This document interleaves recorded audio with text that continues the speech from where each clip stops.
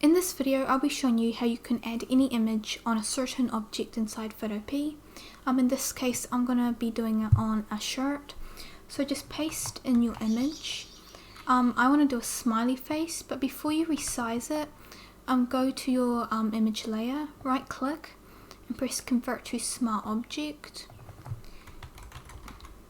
And you want to go to edit at the top, free transform, and hold down shift on one of these squares, and then you can just change the size depending what size you want.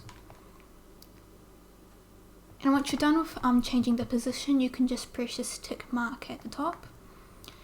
Then you want to go over to filter, distort, ripple, then over here size, click it and press large, and I'm just going to do, let's see what 15 looks like. I'm going to do 20, but it really depends on what your image looks like, so you can kind of just mess around with the ripple and see what you like. And so basically what the ripple does is it adds like depth in a way, so because if you have an image on your shirt, it wouldn't be like symmetrical because it's on the shirt and like all the wrinkles and stuff. So that's basically what ripple is, and well, in this case what we're doing with it. So once you're done, you can just press OK. So this is what it looks like with ripple, and this is what it looks like without ripple. You can see it just adds wave to the edges.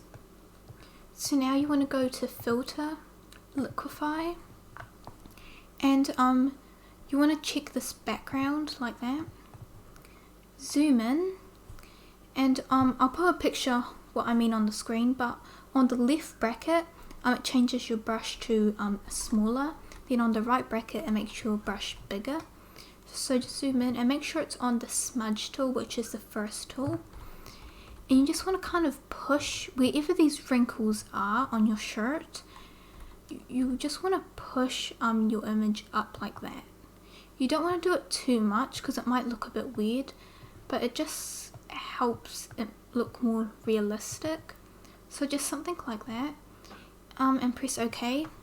So this is what it looks like with the liquify effect. This is what it looks like without it. So you can just see it adds more depth to it. So now you want to go over to your shirt layer. Go get your lasso tool over here. Draw around your image. Make sure you do leave space. Just make it so it looks something like this. Then make sure you're on your shirt layer and press Ctrl J. And now we have like this shirt texture what we cut out. So for this you want to put it on top of your logo layer. Right click it and press clipping mask. Then you want to go over to your blend modes over here. It will say normal, but click it and just press multiply. Then you want to lower the fill.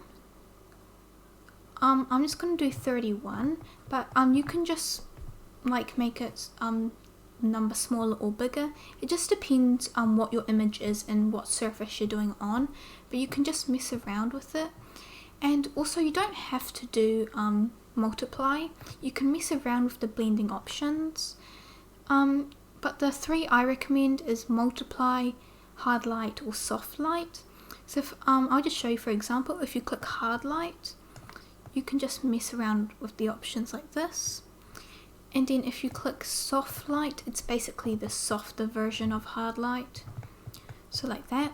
So it just kind of depends on what you like and what your image is and what object it's on, but I'm just going to do multiply and change that back to 31. So yeah, if you have any questions, just let me know in the comment section and I can help you. So yeah, bye.